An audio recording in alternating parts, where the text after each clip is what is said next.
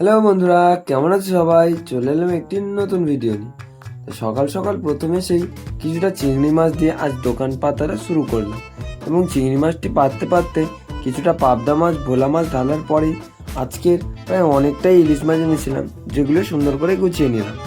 এবং সাথে ছিল কিছুটা পমফ্রেট মাছও, যেগুলো তোমাদেরকে আমি দেখাতে পারলাম না।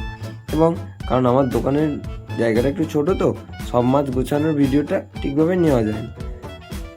তারপরে কথা বলতে বলতে বটিটাও পাততে শুরু করে দিলাম, এবং সুন্দর করে বটিটা পাতার পরেই একজন কাস্টমার এসে হাজির, এবং তিনি একটি জ্যান্ত রুই মাছ নেবে বলে দাবি করলেন।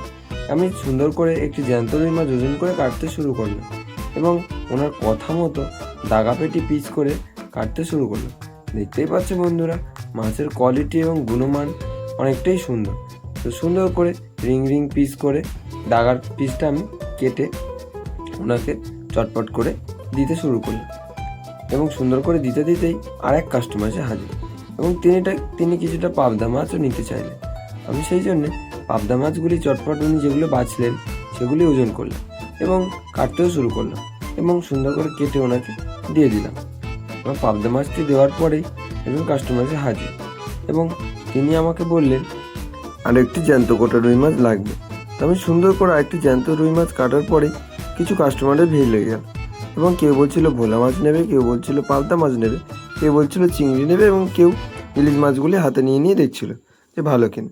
তো কিছু কাস্টমারের পছন্দ হচ্ছিল, কিন্তু সেই সময় সেই কাস্টমারগুলি নিতে পারছিলেন না। এবং ভোলা মাছটি আমি একজন কাস্টমারকে কেটে দেওয়ার পরেই আরেকজন কাস্টমার কিছুটা পাবদা মাছ নেবে বলেন বাচ্ছিলেন, এবং আমি সেই ভোলা মাছটি কাটতে শুরু করছিলাম। এবং সুন্দর করে কাটতে কাটতে তিনি প্রায় অনেকগুলি পাবদা মাছ বেছে দিয়েছিলেন।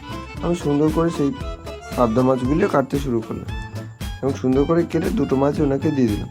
তারপরে এক কাস্টমার এলেন, এবং তিনি বেশ কিছুটা ইলিশ মাছ নিলেন। আমি সুন্দর করে কাটতে শুরু করলাম, কিন্তু তিনি বললেন যে পাখনা এবং মাথাটা কেটে দেওয়ার পরে পিস করতে হবে না, এবং তিনি নাকি বাড়িতেই সবটা করে নেন।